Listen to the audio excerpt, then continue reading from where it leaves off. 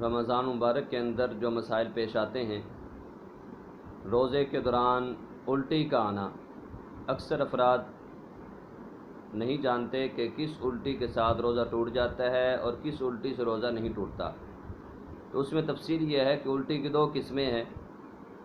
ایک الٹی آتی ہے قدرتی طور پر، اور ایک ہوتا ہے کہ انسان منہ کے اندر ہاتھ ڈالے، انگلی ڈالے اور جان بوجھ کر الٹی کرے۔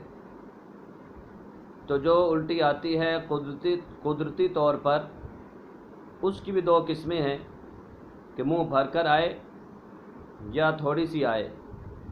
اگر قدرتی طور پر الٹی آئی ہے، چاہے تھوڑی ہو یا زیادہ ہو، اس سے روزہ نہیں ٹوٹتا، اس کا روزہ برقرار رہے گا، وہ اپنا روزہ پورا کرے۔ اور دوسرا ہے کہ الٹی آئی ہے جان بوجھ کے اس نے زور لگایا یا انگلی ڈالی منہ کے اندر، حلق کے اندر، اور جان بوجھ کر الٹی کی ہے، تو جان بوجھ کر الٹی کرنے سے چاہے تھوڑی ہو یا زیادہ ہو، اس کا روزہ ٹوٹ جائے گا۔ وہ اپنے روزہ دوبارہ اس کی قضا کرے گا، پھر اس کا روزہ وہ پورا ہوگا۔ تو ان کے اندر فرق ہے کہ جان بوجھ کر الٹی کرنا اور قدرتی طور پر جو الٹی آنا۔